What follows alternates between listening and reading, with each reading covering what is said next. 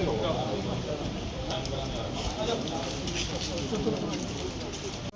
गया चलो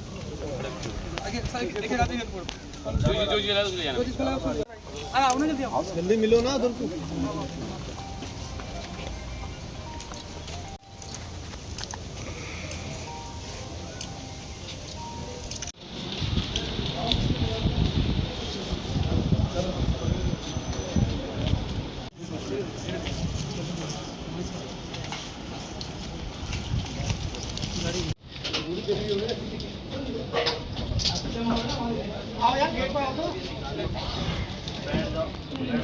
सड़सठ के मुकदमे हैं, बलकार सिंह के ऊपर भी मुकदमे हैं 302 का। तो ये सब हार्डकोर क्रिमिनल्स हैं।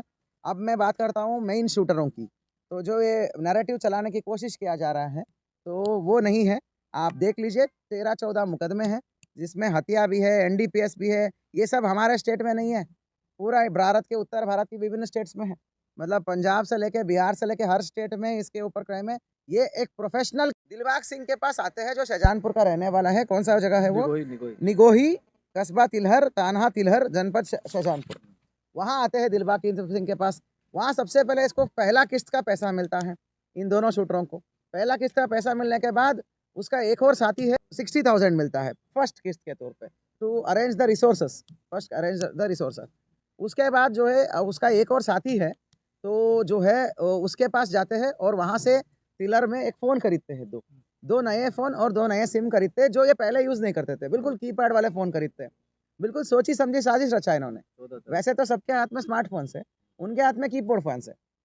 ये 14 तारीख को सिम खरीदते हैं, 14 तारीख को फ़ोन खरीदते हैं, बिल्कुल ब्रांड न्यू। उसमें भी एक आदमी ने मदद किया है। उसका वो शॉपकीपर है उसमें।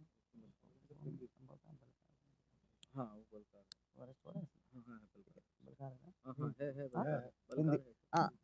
वो वो जो है एक व्यक्ति है दिलबाग सिंह का जो क्लोज साथी है, जो पहले से इस कॉन्स्पिरेसी में पार्ट था। उसने जाके फ़ोन दिलवाया, फ़ोन और सिम दिलाया जो अपने परिचित का फ़ोन की दुकान से।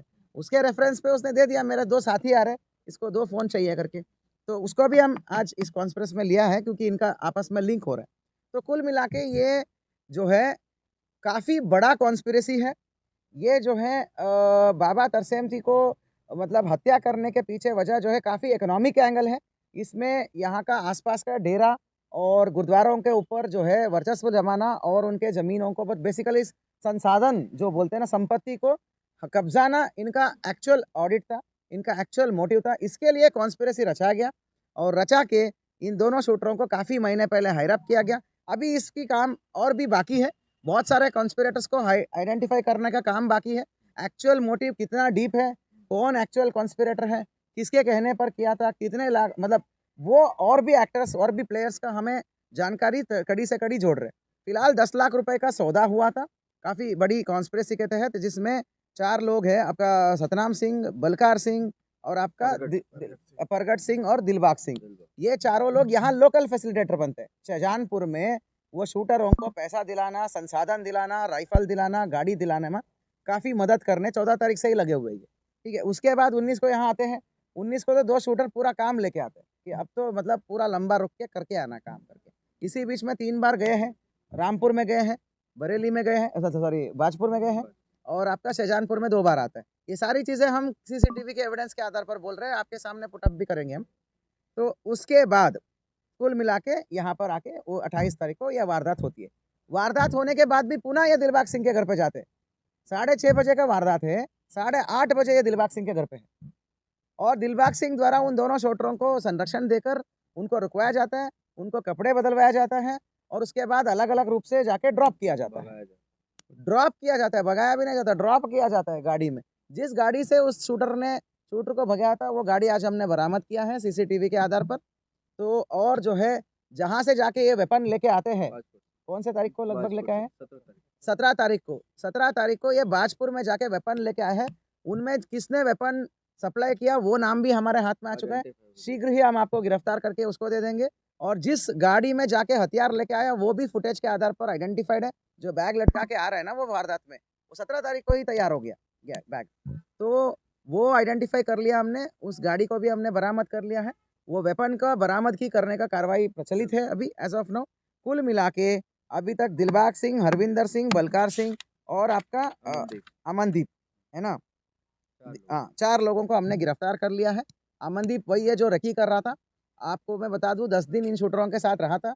शूटरों ने इनको बहला-फुसला के बाबा को हत्या करने की साजिश में उनको जोड़ दिया। बहुत ही हैरतन बात है कि डेरा का साथ डेरे में बाबा ने उसको कई सालों से उसको संरक्षण दिया था, मतलब आराम से रहने, खाने का, पीने का, मतलब एक तरीके से आशा दिया था। वही आदमी को इन्होंने मतलब बहला-फुसला दिया। वो मिनट टू मिनट अपडेट दे रहे हैं। 6:12 में शूटरों को कॉल करता है। 6:12 में शूटरों को कॉल करके बोल रहा है कि बाबा जी आज अकेले हैं, अकेले कुर्सी पे बैठे हुए हैं और फिर बोल के चले जाता है, सामने से ही, उसी गेट से निकल जाता है 6:12 पे। वो सब फुटेज में दिख रहा है, ये जाते हुए और वहाँ से शूटर आते हुए, ठीक है? और हमेशा ये 10 दिन ये शूटरों के साथ था। तो अमनदीप और दिलबाग, हरविंदर और बलकार, ये चारों को हमने अरेस्टिंग कर लिया है कॉन्स्पिरेसी में। अभी वेपन रिकवरी की प्रक्रिया चालू है और जिसने वेपन दिया है, उन लोगों का नाम हम पे आ चुका है। तो क्योंकि इन्वेस्टिगेशन का पार्ट है, आज ही हम क्लियर नहीं कर पाएँगे, नेक्स्ट हम उसको भी क्लियर करेंगे आपको, ठीक है? वेपन देने वाले और बिग कॉन्स्पिरेसी में जो भी इन्वॉल्व्ड है, वो सब हम कड़ी से कड़ी जोड़ रहे हैं और भी अगले जब होगा और भी नेक्स्ट अरेस्टिंग्स होगा और भी तकनीकी एविडेंस हम जोड़ेंगे, तब काफ़ी चीज़ें आपको संज्ञान में आ जाएगी। कुल मिला के 4 लोगों के आपराधिक इतिहास आपको बता रहे हैं। दिलबाग सिंह भी हार्डकोर क्रिमिनल है। इसके ऊपर बलवा के अलावा 302 का भी मुकदमा है। कहने को तो वह स्कूल चलाता है, 302 का मुकदमा है इसका और अभी जो दर्ज हुआ है उसके बाद 2013 में भी इसके ऊपर विभिन्न धाराएँ दर्ज है और उसके अलावा हरविंदर सिंह